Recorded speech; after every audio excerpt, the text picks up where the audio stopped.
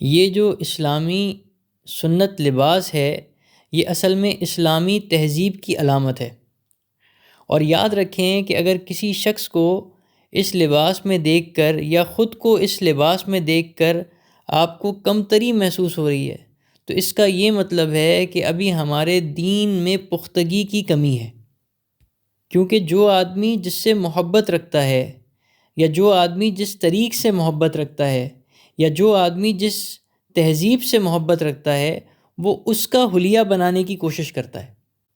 اگر ایسے لوگوں کو دیکھیں جو ناچنے گانے میں مصروف ہیں تو آپ دیکھیں گے کہ وہ ناچنے گانے والوں کی شکل بنانے میں بہت خوش ہوں گے، اور کوئی ایسا آدمی ہے جو حضور صلی اللہ تعالیٰ علیہ وسلم سے محبت رکھتا ہے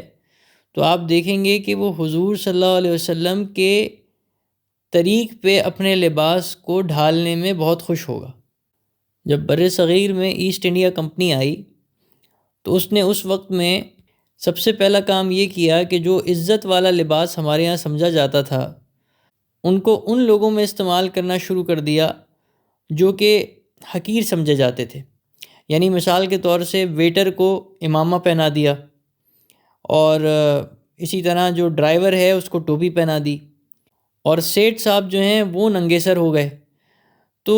عجیب بات یہ ہے کہ اس طرح سے انہوں نے یہ تاثر پیدا کیا کہ جو اچھے لوگ ہوتے ہیں یا بڑے لوگ ہوتے ہیں ان کے سروں پر ٹوپیاں اور امامے نہیں ہوتے، اور جو کمزور یا نچلے درجے کے لوگ ہوتے ہیں تو ان کے سروں پر امامے اور ٹوپیاں ہوتی ہیں، اور چونکہ وہ ان کی تہذیب کا حصہ ہے تو وہ آج تک ہمیں اسی طرح سے محسوس کرانے کی کوشش کر رہے ہیں کہ اگر ہم ان کے لباس پر ہوں گے تو ہم عظمت والے ہیں، اور اگر ہم اپنے لباس اور اپنے طریقے پر ہوں گے تو ہم کمتر لوگ ہیں۔ حالانکہ مسلمانوں کے نزدیک تو عظمت کا معیار تقویٰ ہے، نہ کہ کسی آدمی کا شعبہ، یا نہ کہ یہ کہ وہ آدمی کماتا کتنا ہے۔ تو اس معیار سے تو ہمارے لیے مرتبے والا وہ شخص ہے جو اللہ کے بتائے ہوئے طریقے پہ یا اللہ کے نبی کے بتائے ہوئے لباس کے مطابق اپنے آپ کو ڈھالتا ہے۔ اسی لیے ہمیں چاہیے کہ اگر ہم سنت لباس نہیں پہنتے تو ہم سنت لباس ہی کو پہننے کی عادت ڈالیں اور اسی کو اپنا فخر سمجھیں، اور اگر ہم سنت لباس پہنتے ہیں تو پھر ہمیں یہ چاہیے کہ ہم اپنا محاسبہ کریں کہ اس میں کون سی چیزیں ایسی ہیں جو ہم مزید بہتر کر سکتے ہیں۔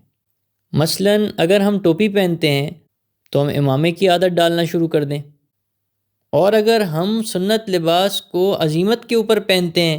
یعنی بہترین درجے پہ پہنتے ہیں تو بس اپنی استقامت کی دعا کرتے رہیں اور کوشش کریں کہ اللہ تعالیٰ اسی پر ہمارا خاتمہ کر دے، تاکہ اللہ تعالیٰ آخرت میں اس کا بھرپور ہمیں انعام اور اجر نصیب فرمائے۔ لباس کے حوالے سے اہم اصول یہ ہے کہ مردوں اور عورتوں کے لباس میں مشابہت نہ ہو، مرد عورتوں کے لباس سے مشابہت نہ رکھتے ہوں اور عورتیں مردوں کے لباس سے مشابہت نہ رکھتی ہوں، یا پھر لباس ایسا نہ ہو جو کسی غیر مسلم کے شعار میں شمار ہوتا ہو۔ اسی طرح عورتوں اور مردوں کی جو مخصوص سطر ہے اس کو پوری طرح کامیابی کے ساتھ چھپاتا ہو، یہاں تک کہ اس میں کوئی چستی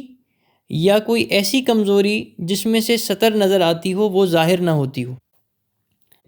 جب عورت گھر سے باہر مجبوراً نکلے گی تو اس کو چاہیے کہ وہ عبایا اور نقاب اس کو اہتمام کے ساتھ پہنے۔ اب گھر کے اندر کی دو صورتیں ہیں، ایک صورت تو یہ ہے کہ اس کے گھر میں کوئی بھی نامحرم نہ ہو، اور دوسری صورت یہ ہے کہ اس کے گھر کے اندر نامحرم موجود ہوں۔ تو اگر اس کے گھر میں نامحرم موجود ہیں اور عورت کو نامحرم کے سامنے آنا بھی پڑ رہا ہے تو عورت کو چاہیے کہ وہ اپنے جسم اور اپنے چہرے کو اچھی طرح ڈھک لے۔ اس صورت میں کسی بڑی چادر سے بھی اپنا جسم اور چہرہ ڈھکا جا سکتا ہے۔ اگلی صورت یہ ہے کہ نامحرم موجود نہ ہوں تو اس صورت میں عورت کو چاہیے کہ وہ باحیا ڈھیلے کپڑے پہنے اور ساتھ دوپٹے سے اپنے سر کو اچھی طرح ڈھکے۔ یہ غفلت عموماً خواتین میں دیکھنے میں آتی ہے، جو خواتین پردہ کرنے والی ہوتی ہیں وہ بھی اس بات کا اہتمام عموماً نہیں کرتی، اور اس صورت میں ان کو اس بات کا خیال بھی رکھنا چاہیے کہ ان کے جسم کا شیپ واضح نہ ہو، بلکہ اس دور میں تو علماء حالات کی وجہ سے یہ فرماتے ہیں کہ عورتوں کو کوشش کرنی چاہیے کہ جب وہ گھر سے باہر نکلیں تو دستانے اور جرابیں بھی پہنیں، کیونکہ اس دور میں فتنے کا پہلے سے زیادہ اندیشہ ہے۔ دوسری طرف مردوں کو چاہیے کہ جب وہ گھر سے باہر نکلیں تو وہ قمیص شلوار بما ٹوپی کے پہنیں، اور جب وہ گھر کے اندر جائیں تو بھی ان کو چاہیے کہ وہ باحیا لباس پہنیں اور آرام کے دوران بھی ستر کا خاص خیال رکھیں۔ کوئی ایسا لباس جس میں گھٹنے ظاہر ہوتے ہوں اس کو شریعت میں پہننے کی آرام کے وقت میں بھی اجازت نہیں ہے۔ مرد اور عورت لباس کے اعتبار سے 3 باتوں کو اچھی طرح سمجھ لیں۔ سب سے پہلی بات تو یہ ہے کہ لباس چست نہ ہو۔ چست نہ ہو سے مراد یہ ہے کہ لباس جسم سے اس طرح نہ جڑا ہوا ہو کہ اس جسم کی وضع قطع معلوم ہوتی ہو یا اس کی کیفیت معلوم ہوتی ہو، یعنی جسم سے فٹڈ نہ ہو۔ اور دوسری اہم بات اس میں جو سمجھنے کی ہے وہ یہ ہے کہ لباس سی تھرو نہ ہو، بہت زیادہ باریک کپڑا نہ ہو جس میں سے جسم تھوڑا سا بھی نمایاں ہوتا ہو، کیونکہ یہ جو تھوڑا سا بھی جسم کا نمایاں ہونا ہے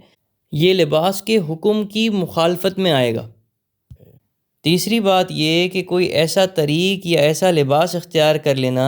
جس سے مخالف جنس متوجہ ہو، اس بات کی بھی شریعت میں اجازت نہیں ہے۔ یا پھر مخالف جنس جیسا لباس اختیار کر لینا، اس کی بھی اجازت نہیں ہے۔ اس زمانے کے اعتبار سے کچھ گزارشات ہیں جو خواتین سے، محرموں سے، اپنی عورتوں سے، اپنی ماؤں بیٹیوں سے کرنے کی بہت شدید ضرورت ہے۔ اس میں ایک بات تو یہ ہے کہ جو عبائے ہمارے آج کے زمانے میں ہیں وہ چست نہ ہوں، اور دوسری بات یہ ہے کہ وہ عبائے بھی اتنے زیادہ رنگین نہ ہوں یا اتنے زیادہ چمک دھمک والے نہ ہوں کہ وہ دوسروں کو متوجہ کرتے ہوں۔ اسی طرح سے جو کپڑے سلوائے جاتے ہیں وہ باریک نہ ہوں۔ اللہ تعالی ہم سب کو اس پر عمل کرنے کی توفیق نصیب فرمائے۔